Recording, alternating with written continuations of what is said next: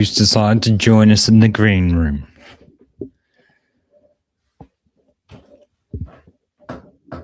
Come on. Come up for it. There you go. We're live. We're live. Are we live? We're live. Rip the Band-Aid off. Let's just get this show on the road. Nice. I like that. I like that. I had to drag you out from behind the curtains. You got me. Cool. Okay. I'm just uploading the thumbnail. Thumbnail. Cool. Well, I said I'm gonna restart. I haven't because I don't feel like running all these environments again. So it will be a disaster actually because I told you I'm not managing them well. You restart your machine because you just afraid it's going to crash on you, right? Yeah. So if it crashes, it's AI's fault. You really roll the dice with life, don't you? You just go all in until... Well, no, you go all in and it still fucks you over. And you just go with it. Just your pedal is all the way down, like full speed, all the way. Always. And you just... And anything that you encounter is just keep plowing through. Yeah. You're a lemming. Yeah.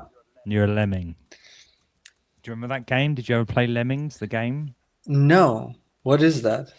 These are little green and blue characters. Actually, they were normal, like, they were like, I don't know what color they were actually, but I know they had green hair. And it's just a 2D game where you've got to like build things and you've got to tell them to build things and they keep walking back and forward, and let's say you build them a bridge and they will keep building a bridge and whatever, and basically if you don't build the bridge quick enough then they all fall off and die basically, but they're just mindless. They just keep walking until like they're told otherwise. I don't know.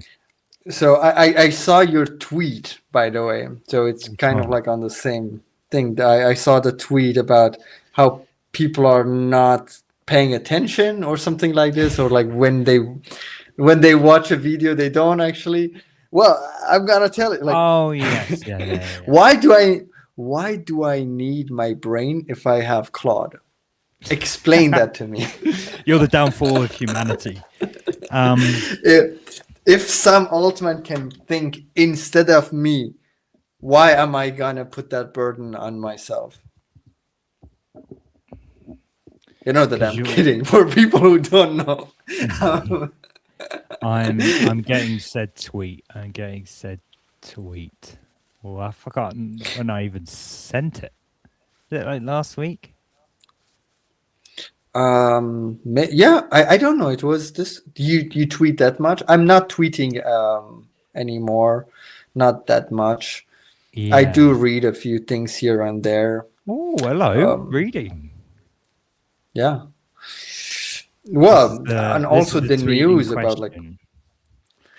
Yeah. It kind of terrifies me that I see people asking very simple questions, failing to follow instructions, or simply not listening to the things I've said in my videos, along with I've started an AI agency. And I've seen this a lot, that people are like, yeah, I don't know why they work it into the question. It seems bizarre that they even work into the question because they're just embarrassing themselves. But they'll just ask a question that, and I've seen it on other people's. It's not just my video, actually. It was actually someone else's video where I saw this, and I was like, "Why are you? How are you able to start an AI agency and you're asking a question that's like, I don't know, something really basic, like, I don't know, how do I change a model or something stupid like this?" And it was like, oh my God, I was just shaking my head. It was embarrassing. Embarrassing for them, embarrassing for us. Yeah. Do you know the website? Let me Google that for you. Yeah, of course.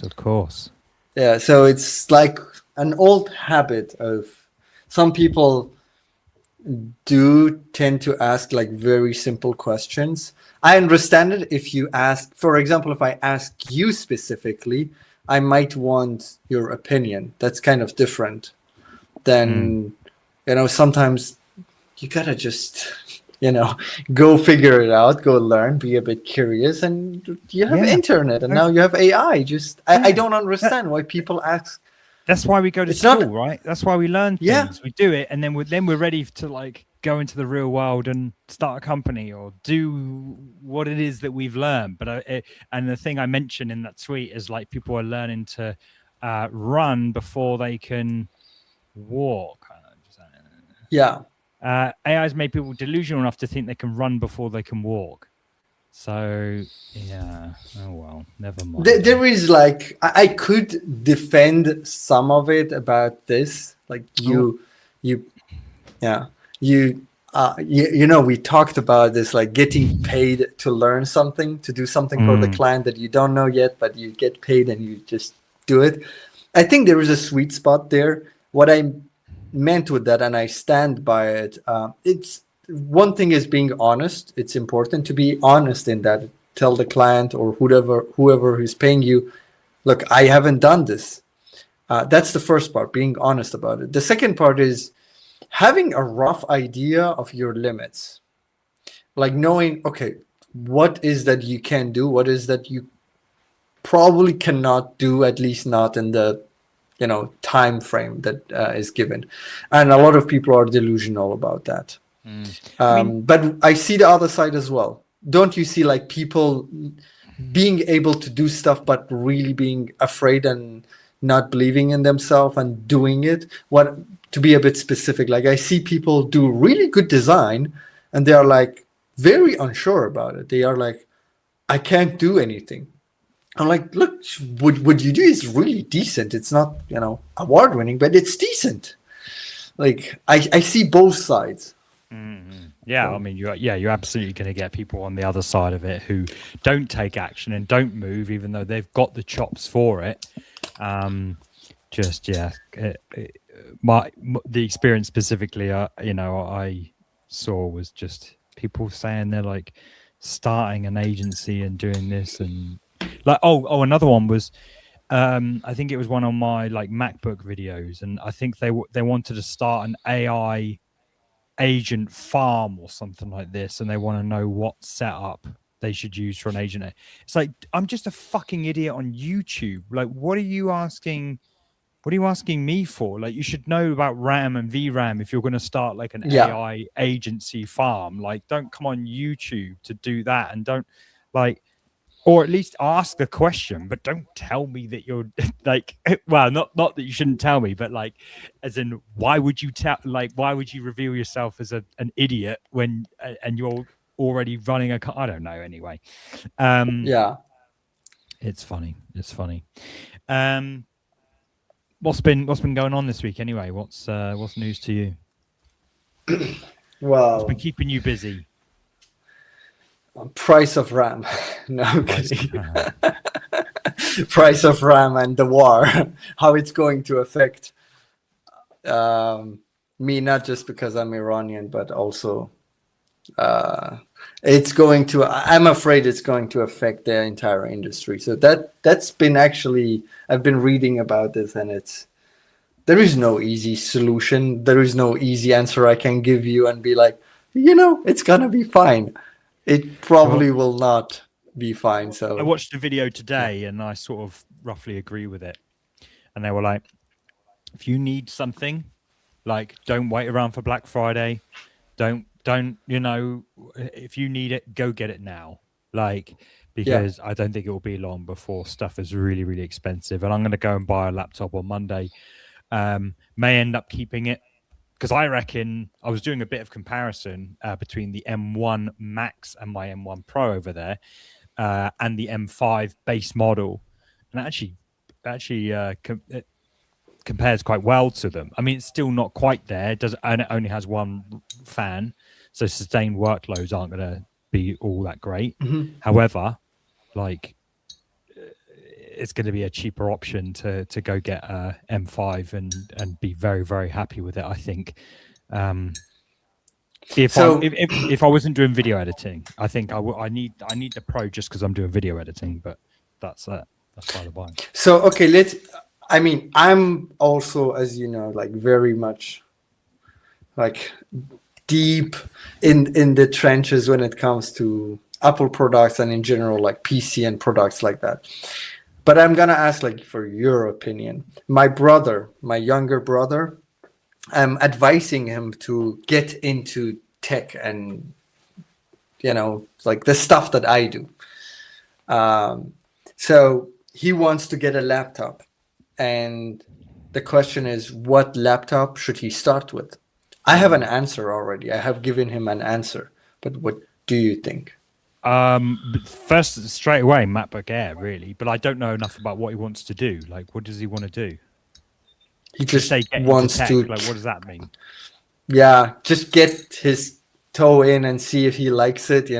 Just first steps and see if he likes playing with AI and maybe do stuff and learn stuff. And he has done Blender in the past, but I suspect he's not going to do tons of Blender yet. But the budget is obviously for somebody who is just starting is very important. Yeah. Well, yeah. Interestingly enough, you said MacBook Air. I told him to get the MacBook Neo. I was like, look, get the MacBook Neo, and with the first client that you get, if you try to get clients, maybe build a website for them, maybe build something for them, automation, something. Maybe in 3 months you get a client, and with the first money you can buy a MacBook Air or a Pro if you want to. But I told him that the Neo, especially in short term, it's gonna be fine. Yeah, I would say that. Yeah, and it's half the price. And I would say if he's got the money, get your MacBook Air, and then you're done and dusted. Then, because that would be the sort of more midterm goal anyway. He might go to Pro, but I don't think he's necessary. But if he's strapped for cash, then the MacBook Neo is a good shout. But again, we talk about this future that we might be encountering. It might be worth him. Who knows? Next year the Neo might be $1,000, and the MacBook Airs might be $1,500. For the base models. So maybe a bit more prep for the future. But the MacBook Neo, I guess, would be good. It's a pretty old chip. I would definitely do the thermal strip trick that people are doing to connect the chip to the bottom of the laptop. So I heard about it. So from what I understand, the chip is so small that it's not touching the bottom of the laptop, right? I mean, that's not inherently the problem. I mean, there's no thermal. I don't know what the word is, but they've done nothing to the pad. Normally there is a normal thermal, like normally there's a metal on top of it that conducts the heat. So a thermal pad is a bit better at conducting that heat, because all it is right now is a bit of paste and a bit of black tape over the top. But the thermal pad not only conducts that heat away, but it also connects it to the bottom of the laptop, which then funnels it away. Say what material is it made of? Oh, I don't even fucking know. Aluminium, I was asking the for case. The case, aluminium.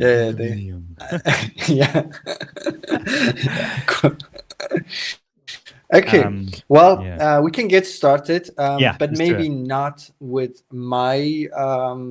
We won't start with what I wanted to start with.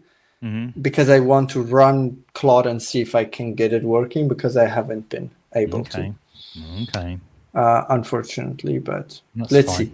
I'm running a few instances, but we have like a bunch of news this week. So this week, Claude announced a new model that is so good and so dangerous that they decided to not release it to the public.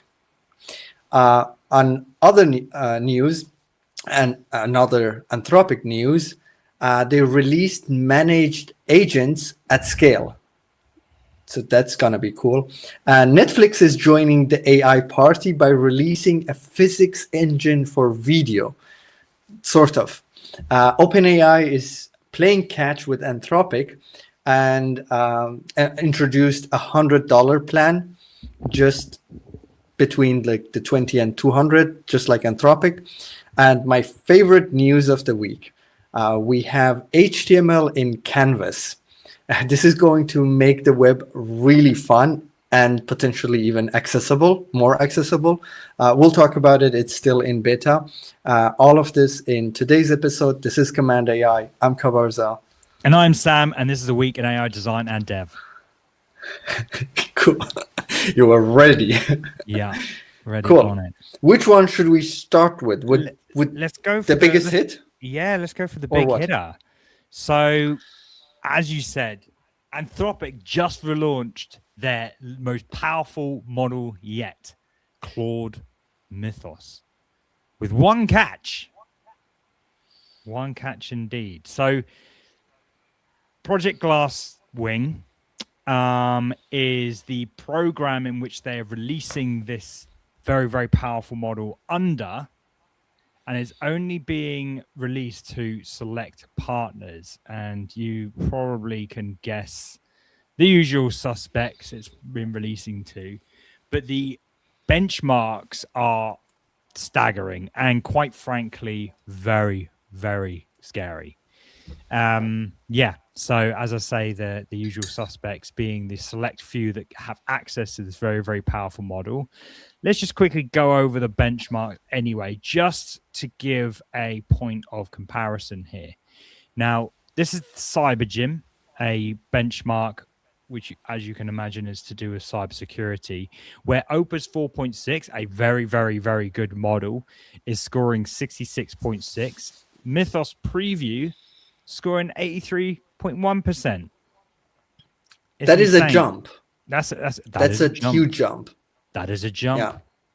Yeah. Scrolling down here, SweBench 53.4, Mythos Preview 77.8, Terminal Bench 65.4 up to 82. Like, these are huge jumps. And from what we are reading, this model is not just marginally better. It is on another league. And truly, this time, I know they say this every single time. And they talk about AGI, they talk about this and that. This time, it seems like this is a huge hit when it comes to security, because they noticed, you'll explain further, this model is insane. We are, as society, are not ready to have this model released yet. So why is that so? Can you tell us about that? Well, the biggest thing, as kind of given away there from the cybersecurity aspect, let me find it. Here it is. Whereabouts is it? About the bugs that it has found. Yeah. So Mythos Preview found a 27-year-old vulnerability in OpenBSD, which has a reputation as one of the most security-hardened operating systems in the world. And it is used to run firewalls and other critical infrastructure. The vulnerability allowed an attacker to remotely crash any machine running the operating system just by connecting it. That's crazy. 27-year-old vulnerability. It means that this bug has existed for 27 years and nobody has found it. And Mythos comes and is like, yep, here's a bug. Also discovered a 16-year-old vulnerability in FFmpeg, which is used by innumerable pieces of software to encode and decode video. I use it on the daily. Like, I use it every single day. In a line of code that automated testing tools had hit 5 million times without ever catching the problem. And then finally, the model autonomously found and chained together several vulnerabilities in the Linux kernel, the software that runs most of the world's servers, to allow an attacker to escalate from ordinary user to a complete control of the machine. Now, these are mental, and the idea, behind vulnerabilities like this is that they take several. It's a chain of events that causes them. Like you have to do this, and then you have to do that, and it's a real like needle in a not needle in a haystack, but it's just it's a complex task, and that for it to have found those vulnerabilities is just is telling, quite frankly, of how amazing this model is. So the way I understand it is not just good at cybersecurity, because these models are general knowledge models. They know about everything.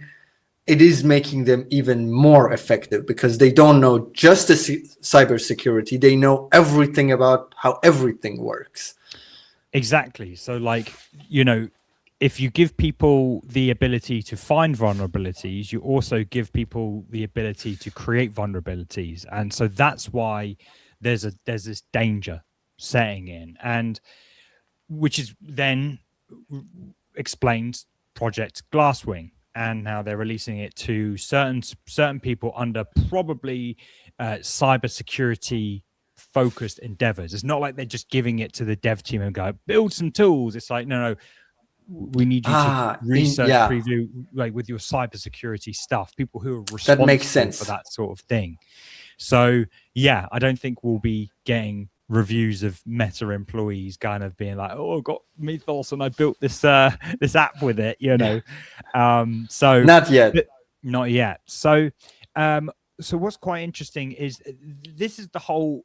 Let's talk about the price actually just quickly. I think it's 25 in, 150 out.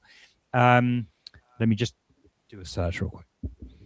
Yeah. Let's see if it's a 10x thing, because I've heard something like that.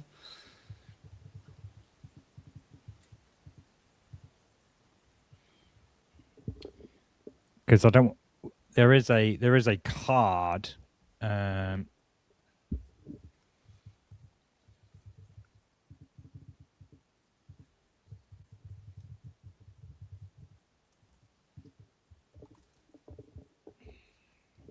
We'll just go old school. We'll just go Google.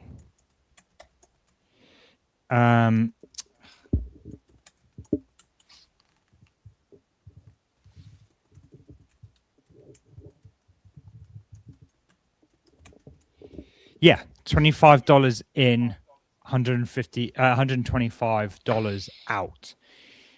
So it's not cheap, but they are, and this gets into the whole topic of the whole approach, because first and foremost, they release the actual model card, right? Which tells you everything you need to know about. I mean, look at this. This is 150, 200, 250, 245 pages. Huh? I haven't read this, but I read and watched some videos about it. There is some bullshitting going on, as well, as you can expect from these companies, just to get that out of the way. There are not directly, but hints at the continuous, how it is continuous, or like how it is upset that it doesn't have a continuous consciousness or something like all of that. I'm convinced that right now we have just these text models. These are language models. They tell us what is very engaging to us, and it is what they have learned. So there is no consciousness going on, just to have that out of the way. But everything about the security is like crazy.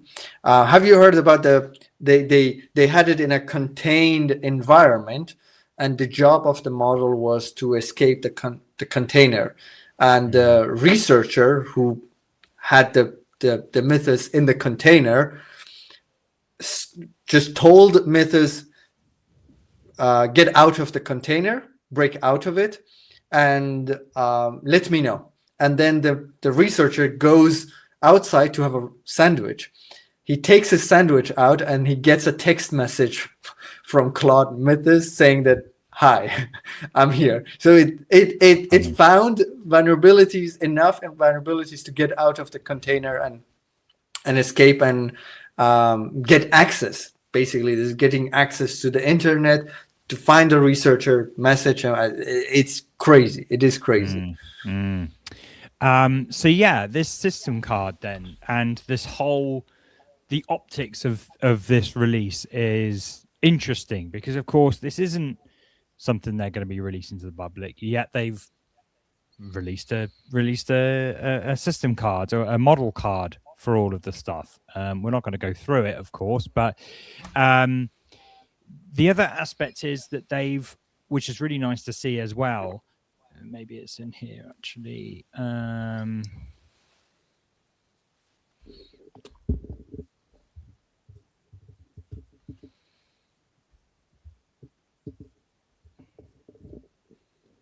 it is. They've committed to spending $100 million in usage credits for the preview across these efforts, as well as $4 million in direct donations to open source security organizations.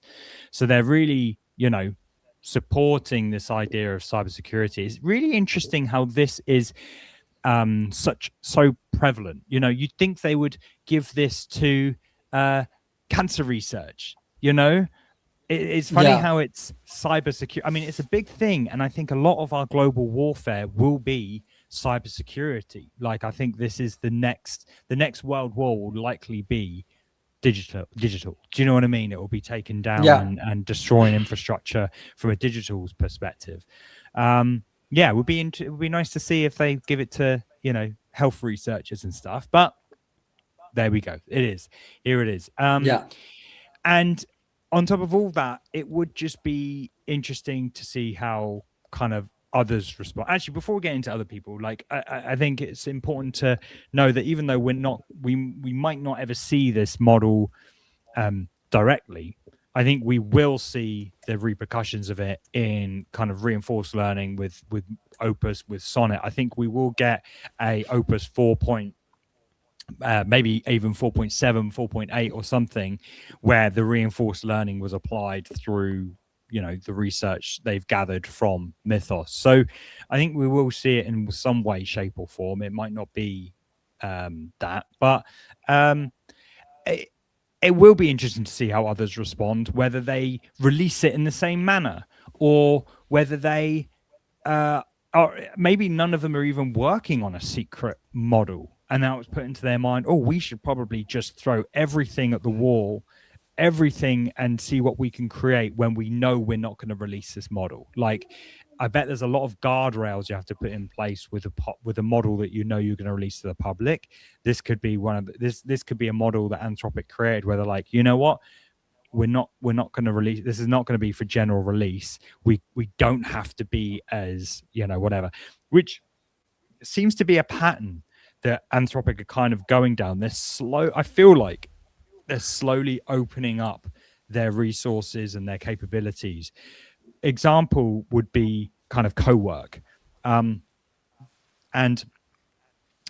being able to access your machine, like just be able to control your machine, was just something unfathomable. And people, and the terminal even, right? And people, when stuff started coming out, they're like, what, give an AI complete control of your machine? But so much trust has now been built up.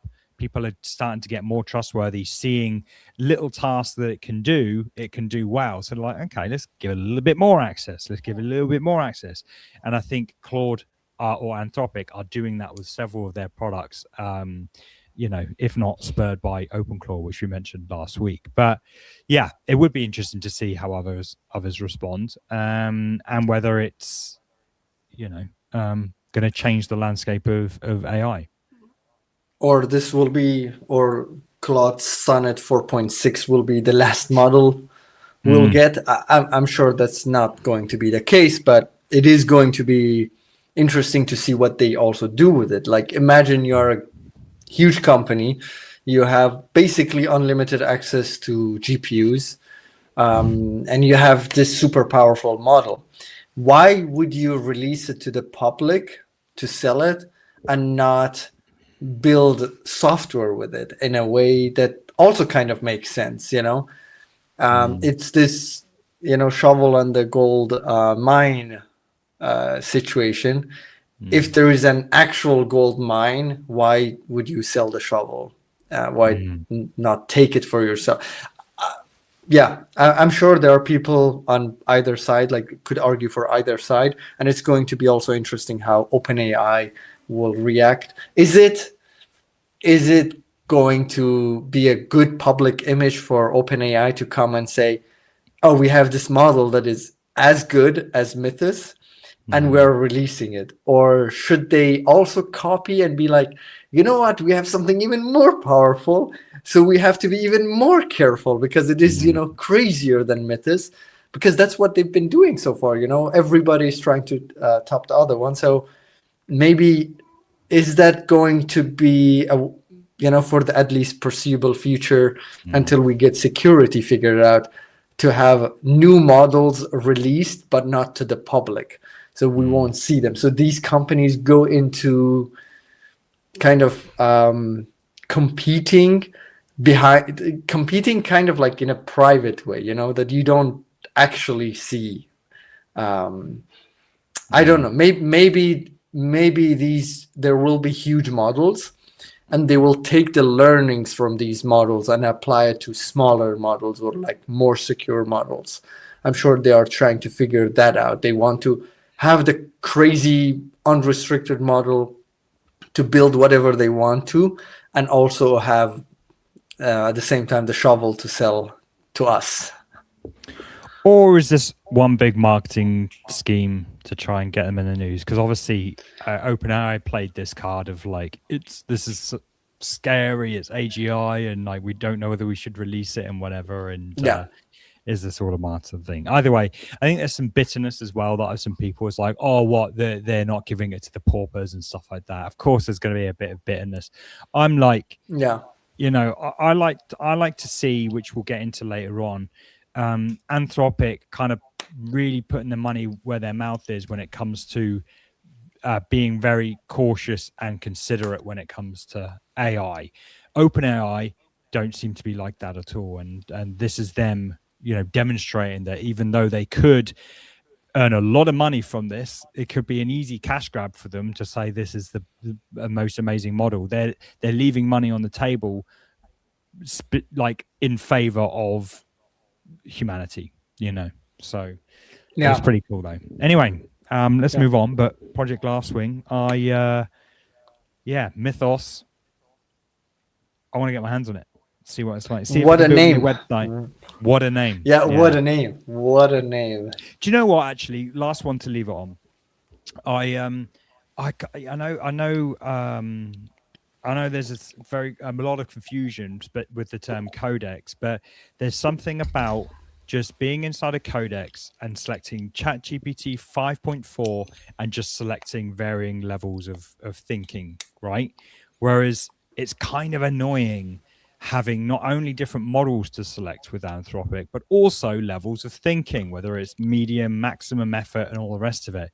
I prefer the ChatGPT approach or the OpenAI approach of just one model, different levels of thinking. Do you know what I mean? Like it's so the issue is that Anthropic has these names and they don't say much. Like Sonnet is better than Haiku, but why? Like, I don't know. Is it an English thing? Is it like I don't know even what language. Haiku sounds Japanese. I think Sonnet. I think that's I don't know what Sonnet is like. And Opus is more Greek, and then Mythos is more Greek. I don't know what the names are. We should look into. So why is one better than the other? So that's at the start very bad, but then we also have as you said, like the different levels of thinking.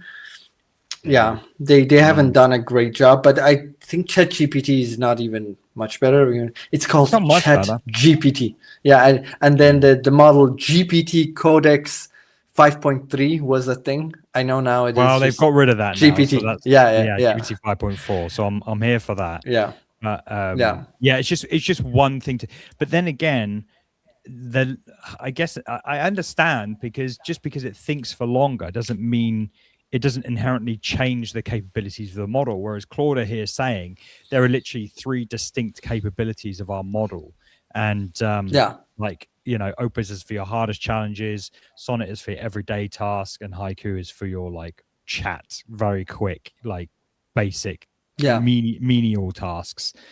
Anyway, it's just from an experience standpoint, it is nice just being like, oh, this is a pretty tough task. I'm going to press Apple T on Codex, press Apple T and set my thinking to X high. Oh, I just want to push this code to GitHub. Command T low, push this code to GitHub. Do you know what I mean? Like that for me is a better experience than model haiku, or now this is a tough task, model opus, maximum thinking, plan mode. You know, anyway, whatever. I can make your life easier. Go ultra max think all the time. Max all the time, ultra think, and fast mode. That's what I do all the time. 1 million contexts, baby. Run the server. Ultra think. Ultra think, run the server.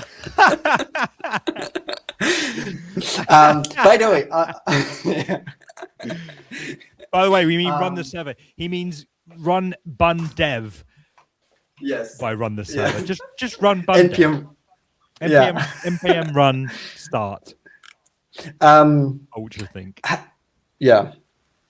Yeah. Good. By the way, good one. What's your microphone settings? Because you sound a little bit echoey, and I don't know whether it's just because you're further away or you've got the right microphone selected. Let's see. I hope it is the right one. It is the right one. Okay, yeah it is this one, right? Could just be because you're a little bit further away. It's not terrible, but it's just a little bit echoey. Okay, cool.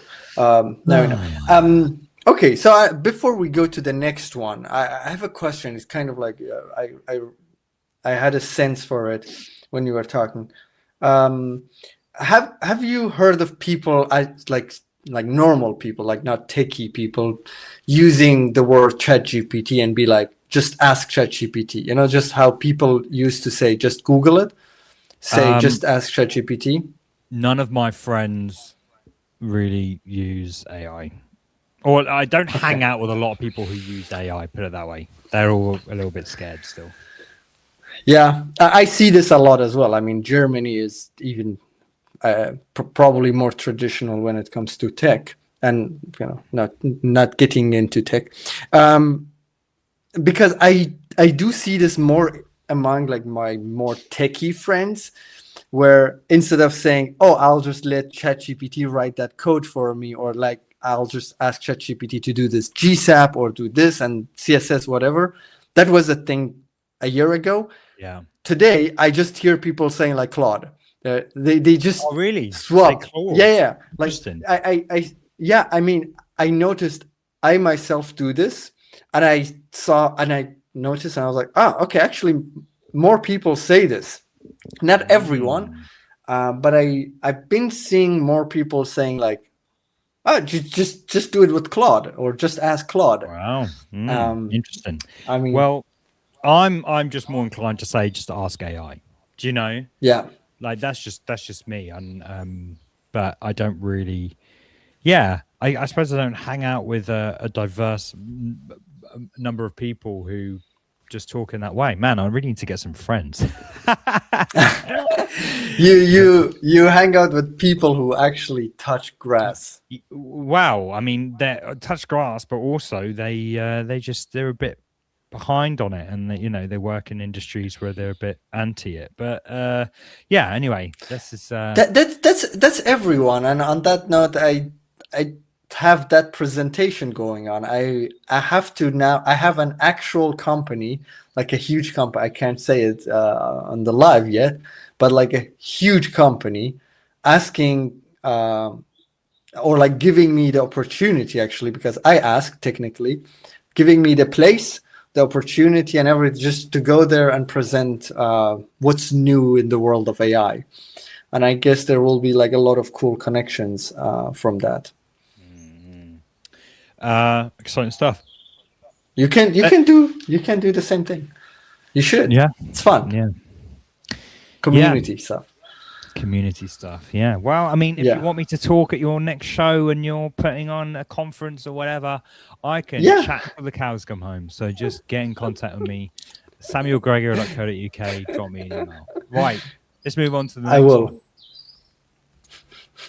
So Yeah. you probably would have noticed this, but Anthropic is forcing Claude Code Max subscribers to pay significantly more if they want to continue using third-party frameworks like OpenClaw or OpenCode even. This became effective last week on the 4th of April, which subscription limits no longer cover. Subscription limits no longer cover third-party harnesses. So I couldn't find it. I just had to literally go on Reddit. Starting April 4th at 12 p.m. 12 PT, 8 p.m. BST, that's British summertime.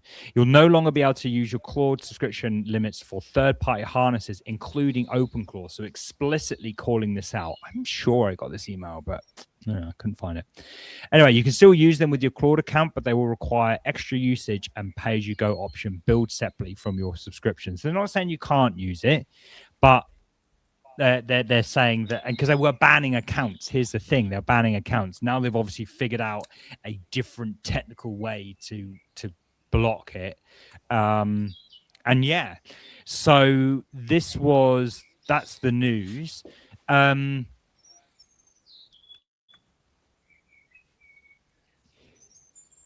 Sorry, I'm just reading my notes to know how to transition into the next bit. Because here's the thing, I do have a bit of code that was ran by Peter Steinberger. I've since run this. Can you see my Twitter screen? No. No, not yet. Yeah. Anthropic now blocks first-party harnesses too. So Claude P append system prompt, which it does what it says on the tin. You're appending to the system prompt a personal assistant running inside OpenClaw. And then they're asking the question, is Claude here? And then they got 400. Third-party apps now draw from your extra usage, not your plan limits. So I ran that just now before the show, and it ran fine.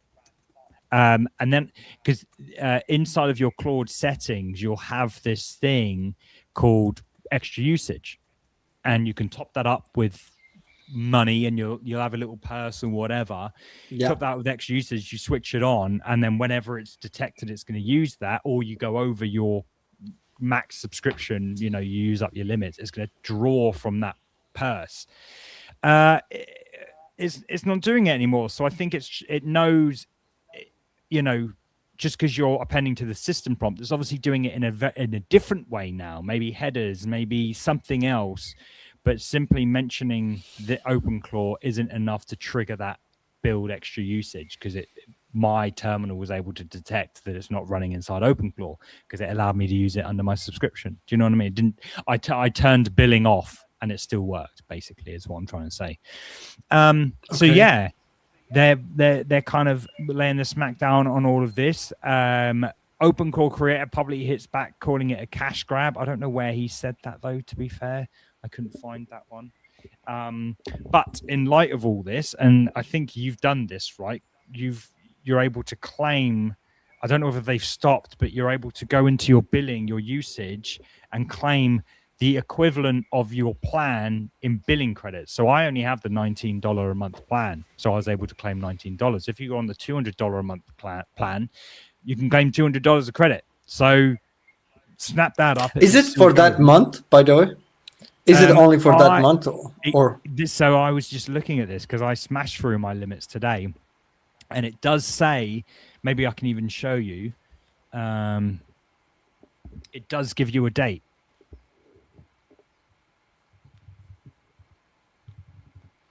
Because for myself, I don't see it. Okay, so here we go. Let's close that bad boy. So yeah, billing extra usage. When you had that turned off and you mentioned OpenClaw, extra usage billing, it would block you. Whereas if Should we show your screen? Oh, sorry. I thought I was showing my screen. Sorry, guys. Yeah, so this extra usage here, if that was turned off and you mentioned OpenClaw in the system prompt, it wouldn't let you use it. And then you switch that bad boy on, and then you're able to use OpenClaw, if I mention it. Again, obviously, OpenClaw is being detected because now, whether it's on or off, you can still use it. What I was saying, it says here, resets 1st of May.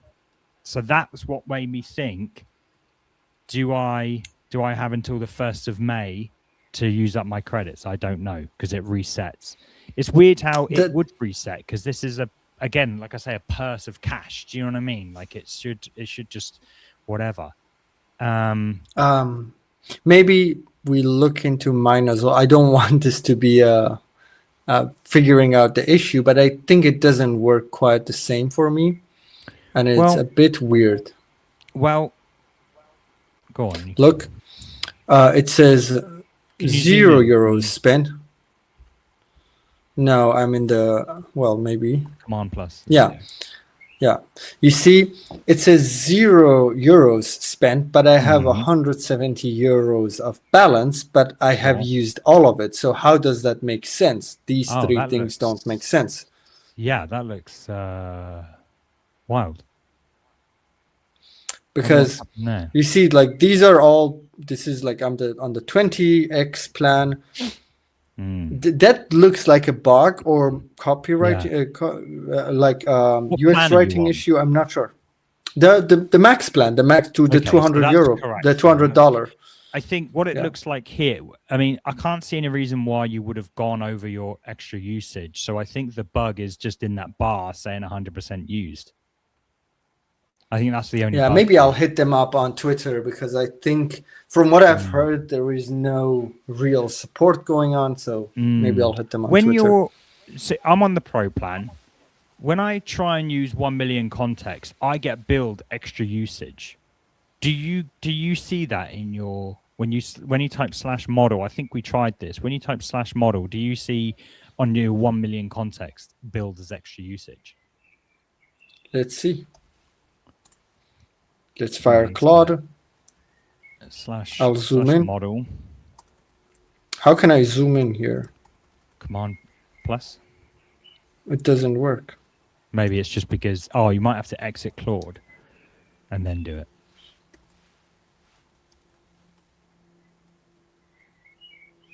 Does it do anything? Let's see. Command plus. No. How weird. Okay.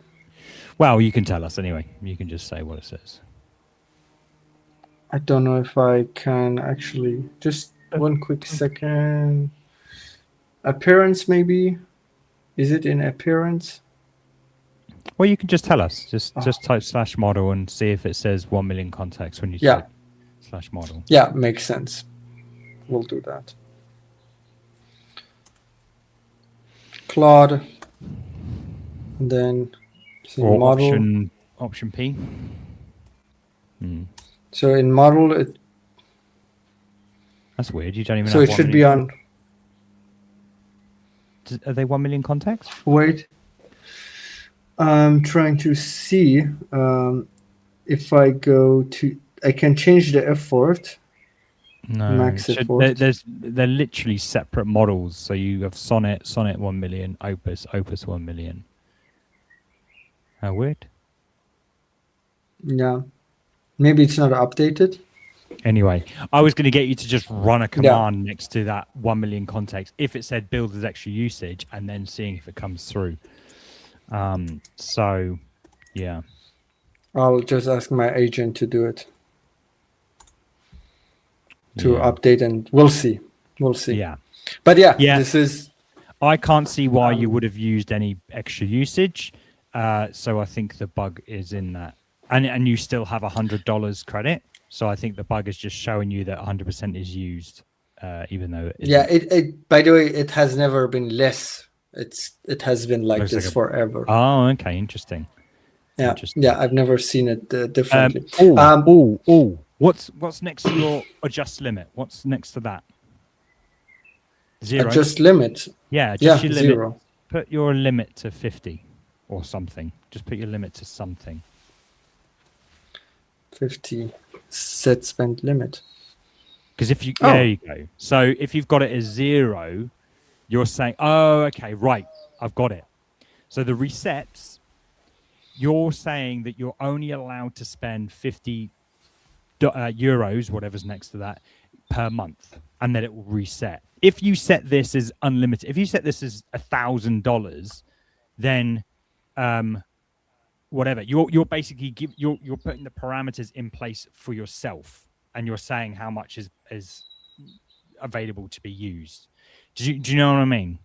Like you're putting your own guardrails in place. Yeah, but what is about this 170 euros that I have? That's your money. Okay, so let's say I set it to 20 euros. Does that mean that you own I will use euros, up this? 20 euros can only get taken out of that 100 euros per month. So you put your guardrail in place of 20 euros. No, I understand that. So you still have 100. Yeah. But you can only take 20 out per month. It will then reset on May 1st. And you'll have another 20 that you can take out. So it's you just making sure you're being careful. I see what you're saying, but it doesn't make sense. Why would they do it this way? I understand what you're saying. In case you get carried away. Yeah, but this is free money. Yeah, but this is your brain. This is your brain. Your everything max all the time. This is your lemming brain. This is free money. People have guardrails. People put guardrails on themselves that they can control themselves. They don't need to just go all in all the time. Because we should play a game of poker. You'll be like all in. Yeah. I'll win every time. It's not like you still have that €100. You still have that. You just won't be able to. What you've got set right now is you can only take it out at $20 per month. You know. Yeah, but that's not how it works in Cursor, for example. In Cursor, sure. In Cursor, when you have extra spent, you have your monthly subscription, but once you run out of your credits for the month, you're charged extra. And I thought that this would be the same. Yeah. So you saw that it turned into unlimited when you typed 2000, right? So like you can totally do that. Like there's no reason why you can't do that. But you might be managing an account for someone else, and you might want to say to them, "Look, I don't mind if you go over, but don't go crazy." And you put $20, $10. You might have $1,000 in that current balance just to put it in there and know that they'll be covered for the year. But you might then say, just don't go crazy on the monthly. So it might be that. There might be another reasons why you do that. But just a helpful thing that you might want to take advantage of. It makes there sense. We go. So that's why I'll try it. Yeah. Because you're always at 0. Cool. So anyway, that's open. Basically, to sum everything up when it comes to this Anthropic blocking OpenClaw, you can use your max subscription on Claude Code or Claude Cowork and the desktop app. That's the only place you can use your max subscription. Anywhere else, you use API pricing. You're charged API pricing. So they're trying to draw you into their ecosystem with that max plan. If you're outside of that ecosystem, you can go fuck yourself. Do you know what I mean? Yeah. That's it. Yeah. And just actually, were you going to show something? Yeah, I found the million token thing. It was just because see. my Claude code was not updated. So I see here Sonnet 1 million context, Sonnet 4.6 with 1 million context build as extra usage at $3 /. $15 per million token. So for in and out. What about Opus? Does that build out and in too? Yes, Opus 1 million context as well. Yes. Yeah. So if we were to do a test right now and you said, hey, under 1 million context, you should see some extra usage taken off of that thing. The last thing just to say on all this actually as well is this ambiguity on the terms of service, which seems to be something that's going around the houses, which Tariq and Boris are contradicting each other openly on Twitter. One person saying something is allowed when another person saying, no, it's not. It's a bit embarrassing actually, but we still don't fully know what is okay when it comes to building tools that leverage Claude code. Now, we talk about T3 code. being okay is because all it's doing under the hood, which most apps are doing under the hood actually, is it's calling terminal commands and sending it through to your own instance of Claude code. So it's not contacting Anthropic directly. It's going through Claude code, and then Claude code is contacting Anthropic, right? So that's how they're able to use it. The ambiguity comes is because that's a personal hobby, that's a personal tool that you use, and they're not charging for it. Under the terms of service, that becomes as building your own development tools. When you start to talk about commercialized tools and what's being used for commercial and business, I guess, an example I can give is the Vibe Code app would be that you can build, I did a video on it, you can build apps on your phone that uses Claude code in the cloud. That's not allowed. I wonder what they're doing actually. That's not allowed anymore because that's a commercial piece of software that they're charging and subsidizing their own Claude Max subscription in order to help you build your own tools. So yeah, still all up in the air.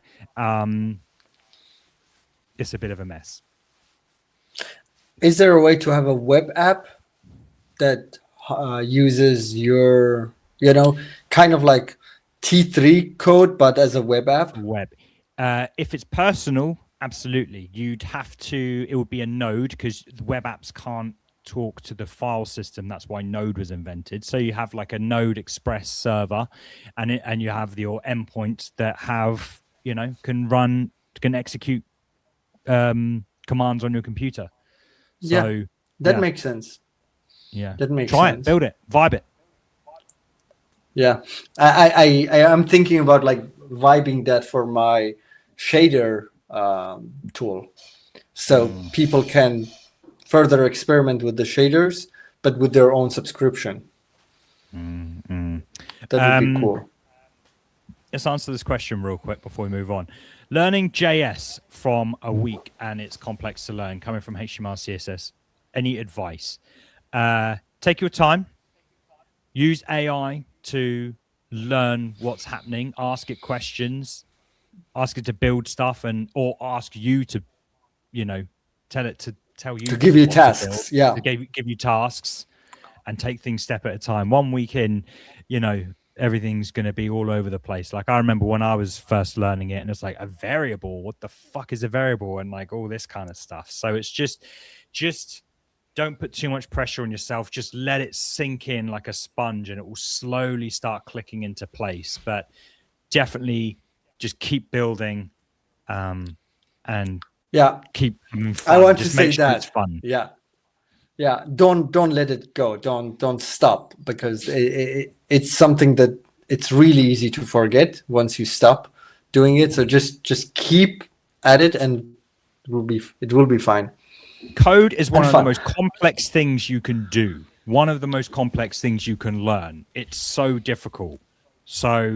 And it's so rewarding when you can finally you finally know it, because that knowledge then transfers into C, or that I can read Python now mostly. You sort of start to pick things up. It's like learning what's that language that Italians used to speak? Latin. It's like learning Latin. All the components. You learn Latin, and then you can start piecing other letters. It's like Rosetta Stone. So don't underestimate that you've accepted one of the most difficult things you can do, and it's so much fun. Do you know what I mean? Yeah. Doing it with AI is very addictive, though. Oh, yeah. It's so easy just to let it go. And what I've figured out today, well, not what I figured out today, but what I've realized more and more is that I'm less concerned with like mentioning files now and this and that. It's really good at figuring out what it is what you're trying to get done. I used to make sure I always mention files and this and that, but now I'm just like, I don't care. I know what file it's in, but you'll figure it out, Yeah. It's more like maybe from time to time you check in and make sure that it doesn't build something too complex that is not necessarily has to be complex, but yeah. I feel like there needs to be like a check-in point where you just check in and see what's going on, because some like I'm fully trusting that it's built this app for me, and there are some weird things that have popped up, and they're not really harming it too much, but it's like, okay, like probably need to roll up my sleeves and get things done. Anyway, we've been nattering on about this too long now. Let's move on. Did you want to talk about have you got something ready? Or do you want to talk about managed agents? No, considering we're still on Anthropic, we can continue. Yeah, we can continue. Let's do managed agents, considering we are on Anthropic. Let me get this ready. So, Anthropic finally launched. Actually, I won't say finally. Anthropic have launched Claude managed agents that could finally kill N8N. I think that's pretty valid in this case, to be honest. It's a pretty close thing, but let's see what you think. So, managed agents. I think I have to say this article is the most horrendous article to describe what managed agents are in the history of. Don't adopt a pet. No, it's oh, sorry. Yeah. Don't adopt a pet. Like, what is all this? It's mental. So let me just break it down for you. Managed agent is an agent that sits in the cloud waiting or watching for something to trigger it. And it has its own system prompt, what it can do or what it knows about or what its task is. Like, it knows its task and it's just sitting there waiting to be used. Very, very similar to N8N in that you can set a pipeline and you just set a trigger on it. It could be a Slack message, right? So you could build a managed agent that every time a Slack message comes in, fires off to your managed agent. It does the task of looking in the Notion database on your knowledge base. It could be, it generates an image. I don't know, it could be anything. It can be anything. And then it fires it back. And that's managed agents in a nutshell. I don't know why they've overcomplicated it here. So is it like, you know, how you can have Claude co-work and schedule tasks? Is it like that in the cloud? Exactly. It's like that, but it's in the cloud. So I built a workflow, which maybe I can show you actually, to give you a hands-on. And I think this confuses things because it's in N8N. But I hope you can bear with me here. So I have this workflow that every time one of my videos goes live on my YouTube channel, I transcribe the video. I get the video and then transcribe it, and then I send it into AI to like write the little description that happens below the video. And I also get it to generate like a little blog post and stuff. I do a bunch of things. Instead of using, and I use Gemini for this. This is a Gemini thing. Right, so excuse me, these are all a mess. Oh gosh, this is a mess. I use Gemini for this, but I built an agent that a managed agent that does that for me, but it uses Claude to do that. So this is that workflow which I've taken out now for various reasons. But the point is that I was able to access that just from post requests, just from sending it the transcript. All I do is send it the transcript. My managed agent is waiting for it on the back end, which again, I'll probably show you that.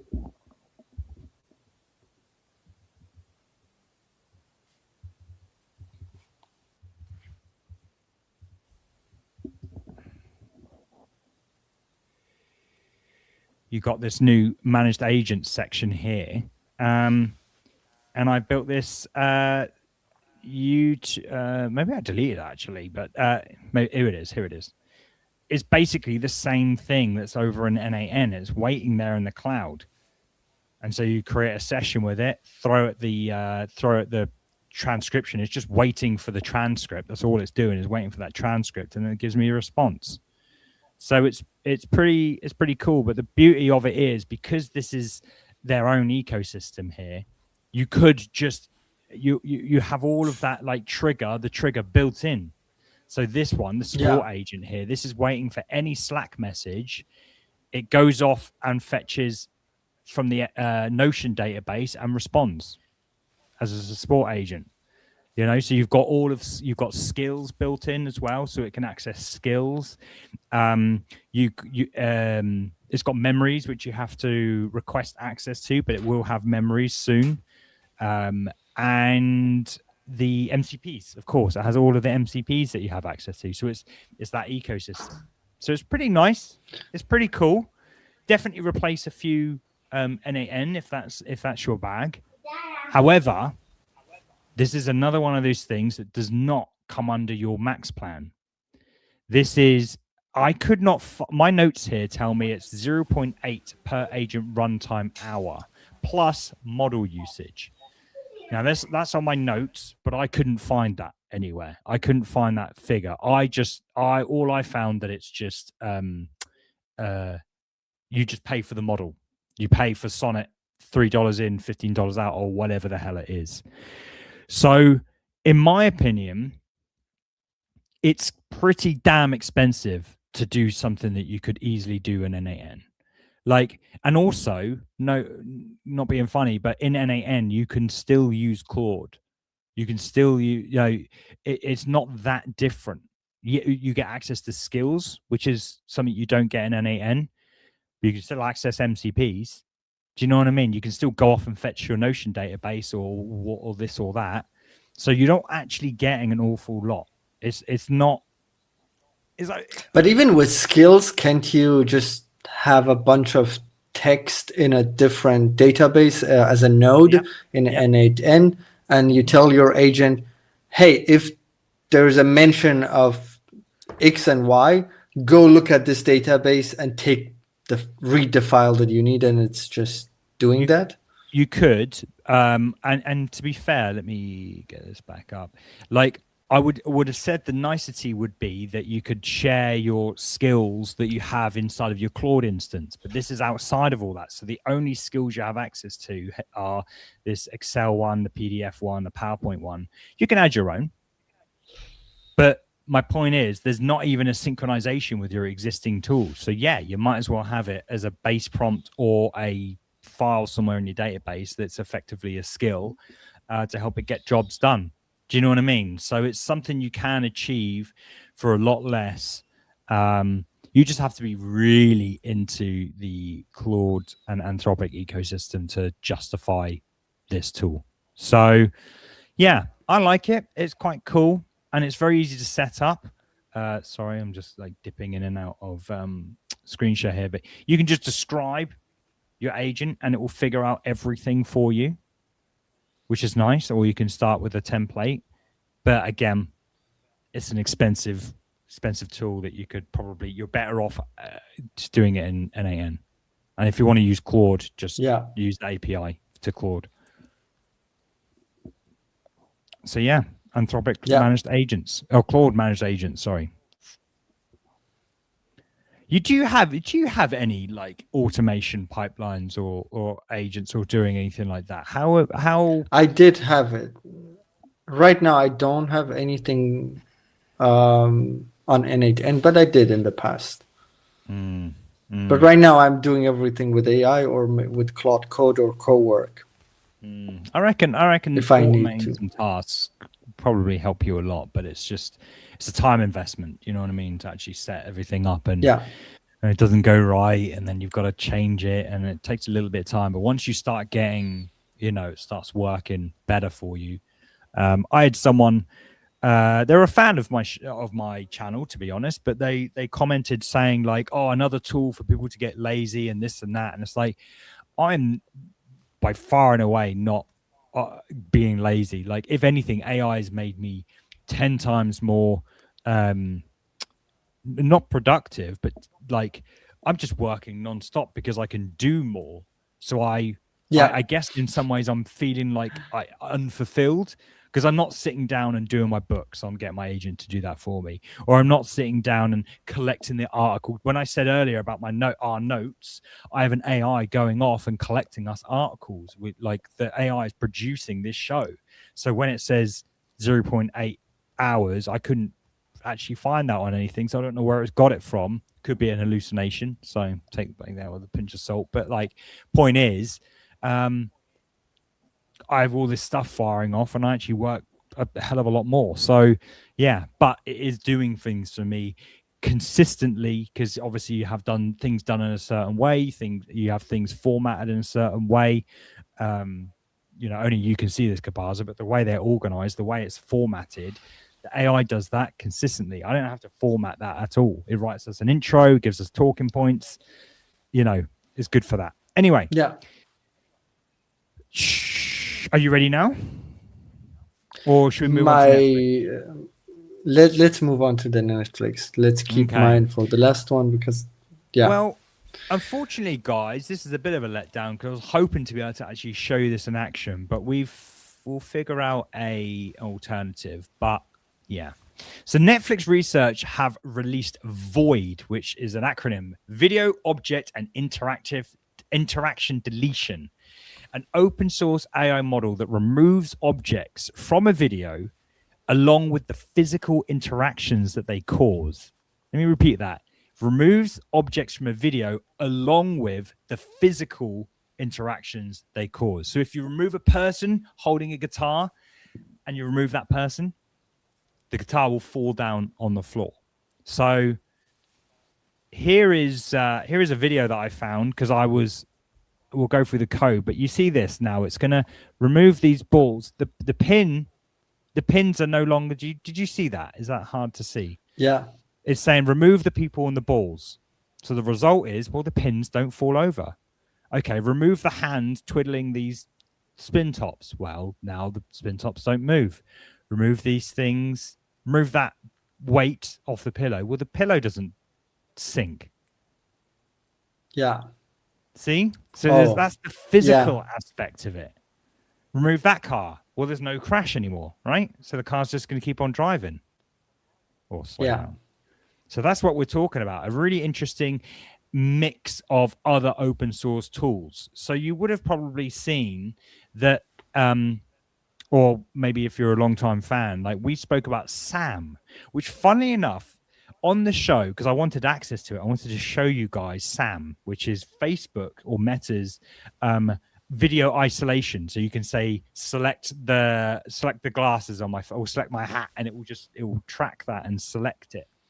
So that's one aspect. I got an email last week saying they've given me access, and this was like a year ago. I asked for access to Sam, and they've only just given it to me last week. Anyway, it uses Sam.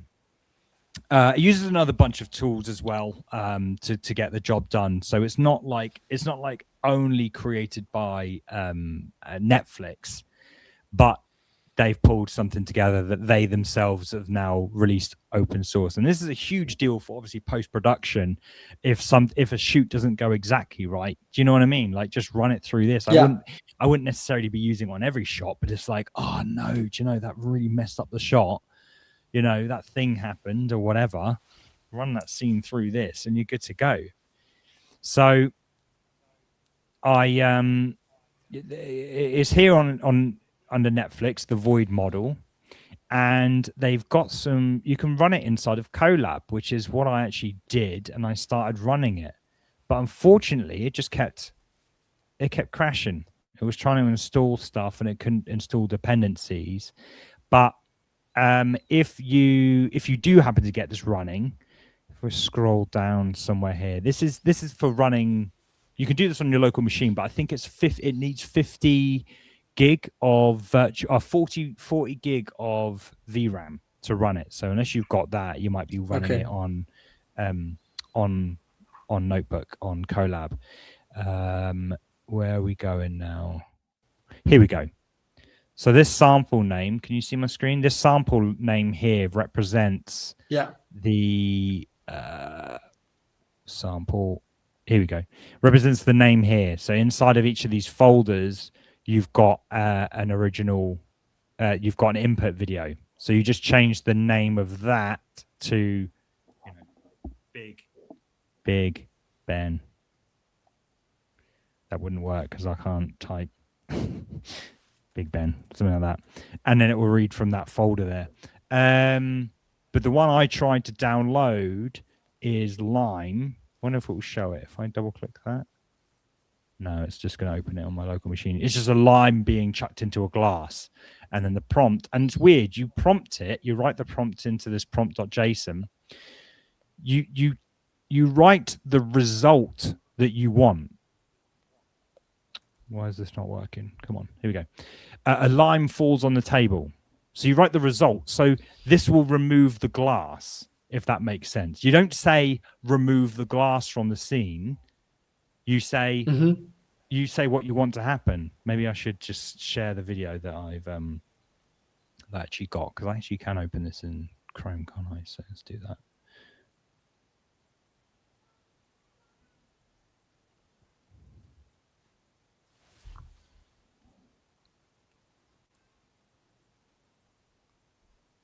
Here we go. So this is the video. So you say the lime falls on the floor. You don't say remove the glass.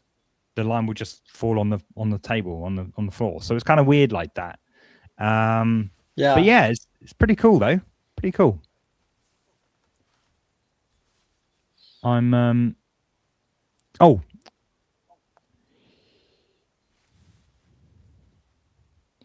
It also uses Gemini as well. So you need a Gemini API key. So it's definitely a mix of, you know, it's definitely a combined effort from a few different tools.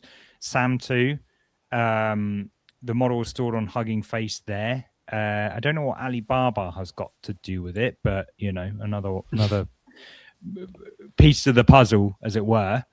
And yeah, you can run it on your local machine if you have 40 gig of VRAM. Otherwise, let us know if you can get it running on Colab, because as you can see, I could not get it working. You think it would just run out of the box, but it wasn't doing it. So yeah, Void from Netlfix, welcome to the party. Yeah. Cool. Let's see what we have next. Now you've gone really loud. Really? I didn't change anything. Jesus Christ. I moved the mic. You are really loud. You're really, really loud. Unless I've gone really, I don't know. Audience, participate. Audience, have I think really I didn't change anything. Okay. I didn't change anything. I'll just turn mine down. Cool. Are you ready with your HTML to Canvas thing? I just ran it, and it works. Maybe, yeah, it does. It's ugly. So give me maybe we can do it after this. Okay. Well. Yeah. After. Yeah. Apparently you're normal. To me, you just got suddenly really loud. So I don't know whether I've accidentally pressed volume. Maybe I'll press volume up on my laptop. Yeah, but I have something cool to show. So it's running. I'm really happy that it's working. Are you going to show it now? No. Let's do it in a bit. Yeah. Okay. So a major New Yorker investigation by Ronan Farrow and Andrew Marantz, based on hundreds of pages of secret internal documents, builds a damning case that Sam Altman has repeatedly abandoned safety commitments while positioning himself as AI's most powerful gatekeeper. Right, ready for the jump scare, because this is scary. This is the article. Unfortunately, guys, I don't have access to the article, so you can just admire this horrendous video they've created of the many faces of Sam Altman.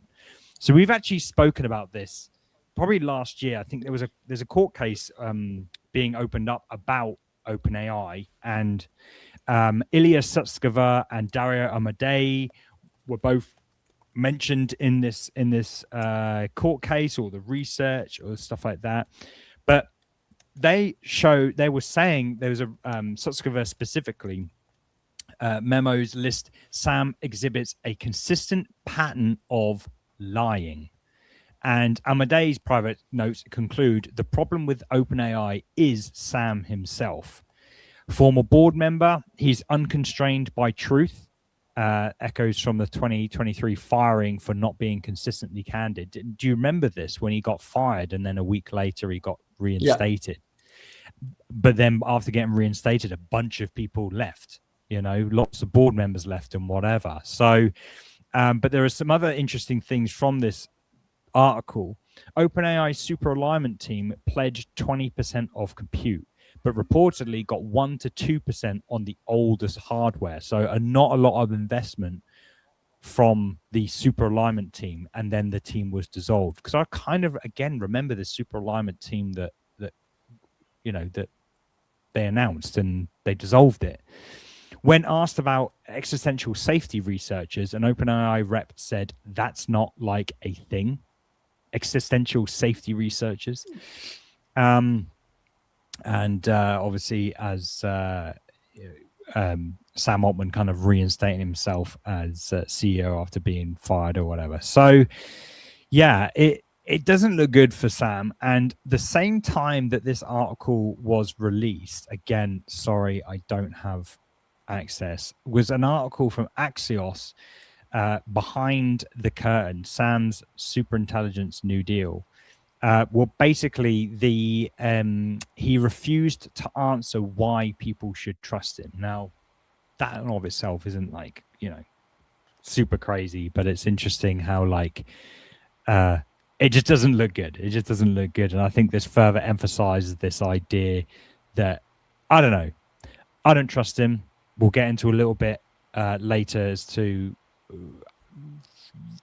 reasons why we should not just about OpenAI, to be fair. Not what I want to talk about is not specifically mentioned about OpenAI. However, I think Sam is cut from the same cloth as some of these other people, which is cause to be concerned.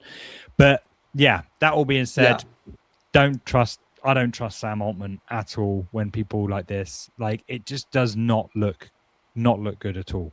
So I don't know. If anyone has that article, go read it. I was tempted to buy it because it's only like $1.25 for the month to read the New Yorker, but we'll leave links to everything down below so you can go read it yourself if you have access.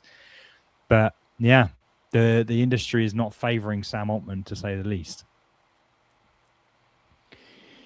Yeah, he's we've seen this from him. This behavior. He has lied in the past in his previous startups, and not good. Yeah. What is good though is that OpenAI have announced a new, which very, very welcome, to be honest, a new $100 a month plan. Whoops, gone. Which joins their lineup under the Pro subscription. So you can go into Pro here, and there's obviously, it just opens that up. Here we go. You can do 5x or 20x. So it's really nice now that they've got this middle point between the $200 a month and the $15 a month. This was something that's like, well, I don't want to pay $200, but I'm chewing through my usages of 15 under this plan, which is the one I've got. I don't know why it's under business, but here we go. Oh no, I've got plus. This is the one that I've got. So 5 times more usage than plus, and everything you've come to expect, really. So just increase usage, which I just think that $100 is a bit of a sweet spot. Still a lot of money, don't get me wrong, but these are good models, and it suits my budget. 100. I don't need 200. Not even, well, maybe Claude, but not even really 200. I don't think so. They're basically celebrating 3 million weekly Codex users, 5 times growth in 3 months, and that's 70% month-on-month growth. Which they gave. The only reason why I'm using it is because they gave double usage, and then the only reason why I'm using it a second month is because I've got a free month given to me. Because I attended an event or didn't attend an event. So I don't think their usage is well celebrated as they think it is. So because I think Sam Altman said something. He was like, oh, we're so excited about, maybe I can find it.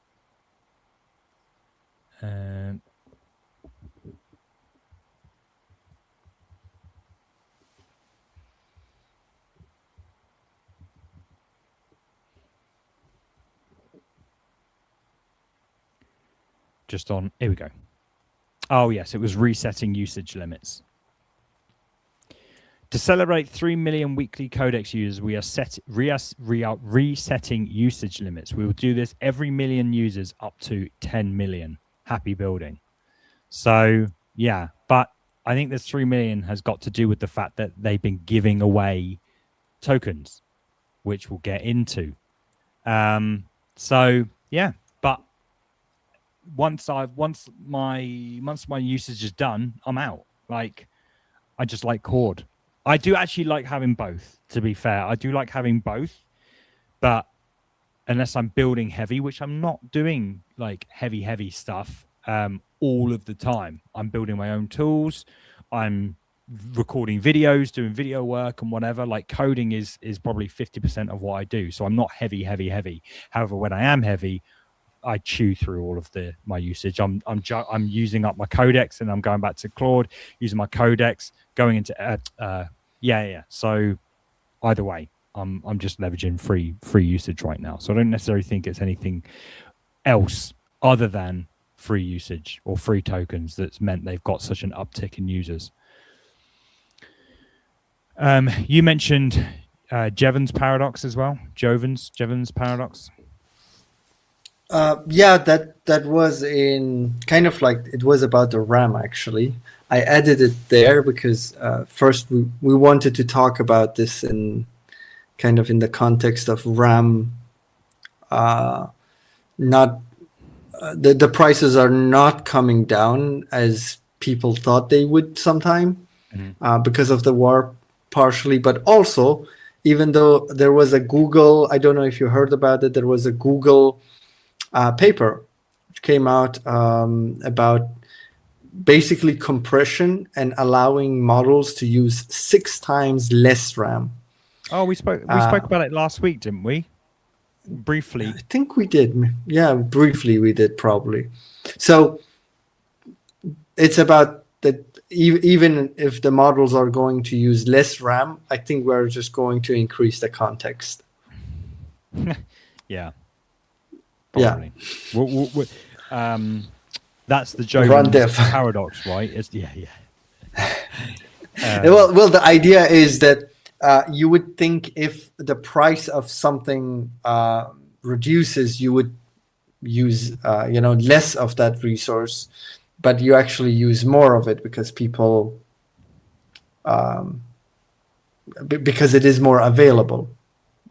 Yeah, of course, right? Of course. We're all... So in this case, it's about RAM. If the price of RAM is going to come down, it doesn't mean that there will be, companies buying less. They will buy more. And if we can, the Jevons paradox in this case is about also what Google has done. If we need less RAM for our context, we are not going to use, to reduce our context. We're just going to have more context, and the optimization is going to allow us that. Yeah. So that's why it was in the notes. Yeah. Well, I mean, you mentioned it earlier as well. I will get my... You don't understand this whole system. It was not a... it was inspired by the Cold Fusion video, but it was not. It was a different video, and I'll give this guy a shout out because it was a really interesting video. Where's StreamYard? Sorry.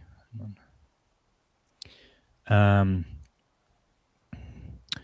it was this video, Silicon Valley's $1 billion design scams. Now, this guy just talks about design. Have you ever seen this guy before? No, I have seen this guy, but I haven't seen this video. This video, okay. I think it's good. Yeah, I think he's good. Design theory, yeah. Yeah. But he talks about, and this brings into the whole discussion I mentioned earlier about like Sam Altman being from Silicon Valley startup. He's startup through and through, Y Combinator and all the rest of it, and also about giving away free usage. The thing is that because I've just been thinking about this, and the typical thing about startups, and we've all seen this, is what do Netflix and Uber both have in common is when they started, they all started with like really small plans. I think Netflix was like $5.99, $4.99, something like that when you first opened it up, or the digital version, you know, because they did DVDs in the beginning.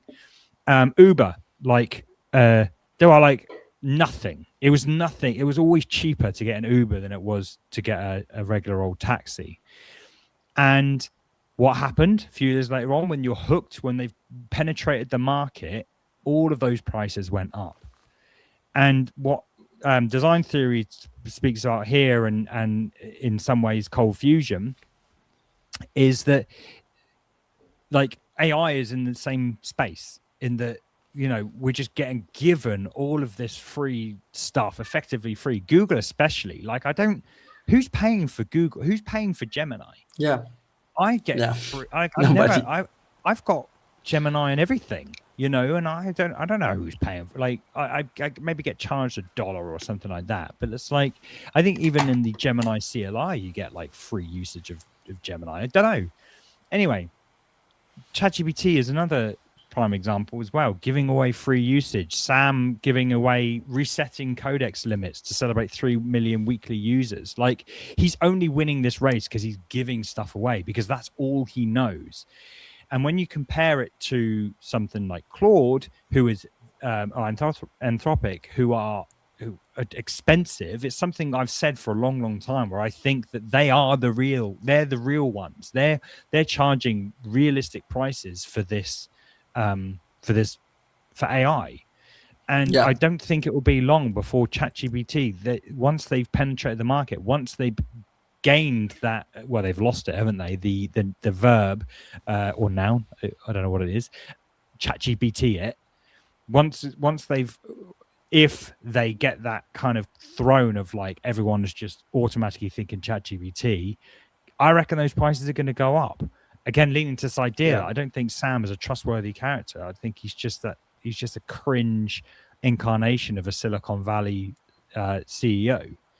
So yeah, that I do strongly recommend this video. It does break down that it's not just, I don't think he even mentions AI in this one. I think he mentions a bunch of other stuff, but this is they do this time and time again, and we constantly forget that this is a tried and tested method for startups. They give it to you, they spend investors' money, they give it to you for as cheap as possible, and once they've got you, they fucking shaft you. You know, they raise the prices. So just have that in the back of your mind. And when we talk about RAM and prices on everything coming up, I think this is when we'll also start to see the price of AI starting to increase. So I've got my eye on you, Sam. I don't trust you at all, you scummy bastard. But yeah, I'll leave links to that down below. I think definitely watch it, and the Cold Fusion video as well, because I think I watched them. Yeah, that one is also good.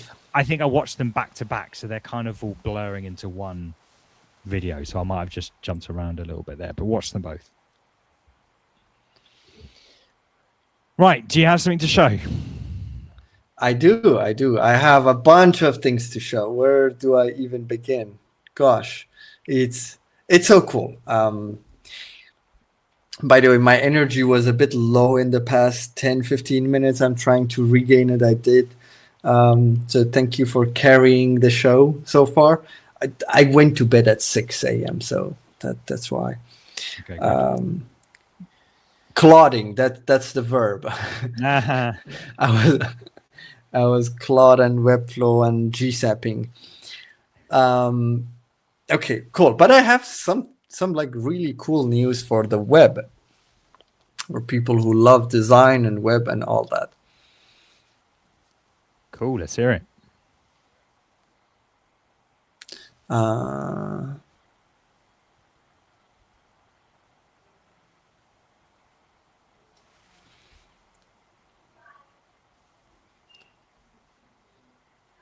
All right. So I have I have an intro. I don't know if it's good or not, but I'll try to go with it. So let me have everything ready. Yeah. So creating 3D websites, making them accessible and SEO friendly has been pretty much impossible. That is until now. We have something really cool called HTML in Canvas. It's a new API. It is experimental. It is not final. And look, all the things people are doing with it. And I have a few examples of my own. So this guy built an X-ray in a way so you can see through your HTML tags. And just to show you what I have before I show you the other stuff, this is what I have. Canvas meets DOM. So previously, you couldn't put HTML elements inside of a canvas, but now you can. And all of these, you see, these are selectable text. Like I can literally select this text. And let me even show it to you here in Inspect. You see, I have a canvas. I can open it, and here I have a section, and here I have an H1, I have a paragraph, and all of that. And all of it is animated inside of a canvas. Here I have another example. Here I have another one. I just asked Claude to use the API to make a few examples. And let me see actually if this one is also, yeah, it is also selectable. Same with this one. I know these are ugly. That's not the point. The point is that we can now render these elements inside of a canvas tag, which was not a thing before. Now, the examples that are people creating are really cool. Obviously, one of the first things you do with a new tech, what do? You try to run, you run Doom. So this guy has HTML in the Doom. So in the game, you have these UI, interactive UI elements, and this is a form with name, email, and you can interact with it. And it is a form. This is an HTML form that exists inside of the game. And yeah, it's fully interactive. It's accessible. Well, accessible, machine readable. I know it's very pixelated. That's not the point. But yeah, a really good example. Another one is by Wes.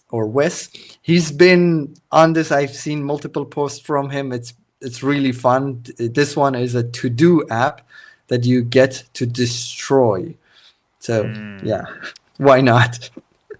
Another one I saw from this guy. This was also really cool. Yeah, so you have these real HTML elements that you just normally interact with, but you can now add these effects on top of them, which you couldn't previously. Previously, you had to. I don't have like extensive knowledge here, but I know that you could import things, but they wouldn't be real DOM elements. They would be like you turn them into pixels essentially in the canvas, but now they are actual elements. And 3JS has support for it. Actually, one of the examples that I showed you is a 3JS example. You can, here again, the point here is you have this 3D element that is moving, but you have actual HTML elements inside of it that you can interact with. This is big. This is going to be huge for the web and for the things that you can do, like effects that you can do on top of everything. Here I saw also this post. These are real WebGL shaders on top of interactive DOM elements without the HTML in Canvas API. Works in Safari too. There is rough edges, but still worth sharing. So apparently this API is not and was not the only way to do this. But yeah, I suspect that this is more like a layer on top, and probably like doing some mirroring. there's a pipeline for seeing what there is on the screen, what elements the DOM is essentially giving to the browser to render, and you're running that pipeline through a shader. I think that's how it's working, this one. But I guess the API is just, it's kind of big deal, I would say. I can see a future where, more website, and especially website builders, and now with AI, can have all of these cool interactivity without the trade-offs that we had before. If you had an H1 in a canvas on a website, that H1 was hidden from Google, but now it's not. It's just an H1 that exists in a canvas tag. And that begs the question that I asked before the show as well. I would like to dive deeper. I haven't had enough time to understand the fine details of how that works. Does that mean that now we are rendering everything with a GPU? Does it mean whenever we put something in a canvas tag, it's going to be rendered via the GPU? What if we are doing CSS animations, which are typically done with your CPU, or like the JavaScript animations that you have? All of those are done with your CPU. That's why if you add too much, I don't know, too much GSAP animations even, your site slows down. But WebGL driven websites, more often than not, they can be faster. At least the animations can be faster because they are accelerated by the GPU. So does that mean that we could technically wrap an entire website, like the entire everything we have in the body, in a canvas tag, and render everything in a canvas, and all the effects that we want to add them there? I don't know, but that is what I will try to figure out this weekend. It's not entirely true that the GSAP animations actually do leverage the GPU. Really interesting. Yeah. How? And because they animate some CSS properties, is actually CSS can leverage the GPU. Some CSS properties like 3D transform actually use that's why there are certain properties you do and don't animate. So padding you don't animate because that doesn't leverage the GPU. It makes the browser repaint, whereas transform, opacity, there's a bunch that of makes them sense that are more performant. They don't cause repainting, and then they leverage the GPU as well, especially 3D transforms. So, but saying that, there are probably more complex things we can do that are more performant just because they're in the canvas. I think it's worth exploring the performance implications of doing stuff in the canvas, maybe the same animation in the canvas versus doing it in regular old GSAP. Do you know what I mean? Yeah, maybe that is going to be very interesting. And this is I see there is a lot of learning for me to do. Potentially, I will look into it. I will try to understand the API as well. By the way, if you want to do this, you have to be on Chrome. It doesn't work in Arc, for example. It's hidden behind a feature flag. So you have to go to Chrome flags, and then you find HTML in Canvas. It's called Canvas Draw Element, by the way. HTML in Canvas, you enable it, you restart your Chrome, and then you can have that. Yeah. How interesting. How very, very interesting. Yeah. It'll be interesting to see where this goes. I don't know. I have my doubts, but beyond fun experiments. No, this is too fun. This is too fun. I want to render all my future websites like this. Exactly like this. By the looks of things, though, you can't scroll the website. It's literally just the top of the website. Like you can't. navigate around, right? You can't scroll down this page, right? Well, I don't have much more content. Okay. That's a good question. It didn't. Well, looking at the examples earlier as well, it didn't look like you could actually scroll the website. I think it's literally just you get the top. So That's interesting. What? Oh, the section has a position 100 position absolute. What if I just literally duplicate it? What is? Do you want to enlarge that HTML so we can have a look at the HTML? Yeah, it's not scrollable. So the HTML, it's what you expect, a canvas tag, right? And then it has section in it, and then it has H1 in it. So this is all inside of the canvas. Oh, yes, yeah, it's a canvas. So if you stuff in it. So if you select the section, select that section and Command C, copy it, and then select the element above it, and then paste it, Command P, and then select the element above it again. Yeah, I do. Select the element above it again and hit it again. Command P, there we go, V. So now we've got 3 sections, so we can't scroll down to go get those other sections. Yeah. Okay. So the whole idea of wrapping everything in this wouldn't work. I see though, but like, can't we register the scroll on a different element and then apply it, transform that inside of the canvas? We could, but yeah, I'm not, WebGL and Canvas savvy nearly enough to. I'm just like literally experimenting with AI, but I will go learn about this. This is way too fun. Nice. I was already like playing with these things. By the way, I was literally building. I was literally building some other experiments. Wait, which one? Type. This one. See, I was doing this for a project, and this is not a selectable HTML. I had this issue already. But now you can.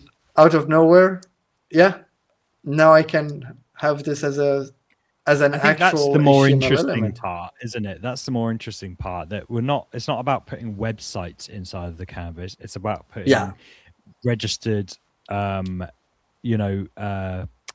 accessible content inside of a canvas. It's not just lost. It's not like it's not like the Flash player that is just that's an empty box of content. It's now readable. Yeah. Cool. Exactly. Cool. Wrap it up there then. Well, yeah. Okay. Well, that's all we've got time for. So make sure to follow us at Command AI Show. If you're who's on YouTube, give us a like on YouTube. That'd be lovely. That and a subscribe actually while you're there and all that good stuff. Join us next week for all the news in AI design and dev. I've been Sam. And I've been Kavarsa. Keep on vibing, baby. Peace out.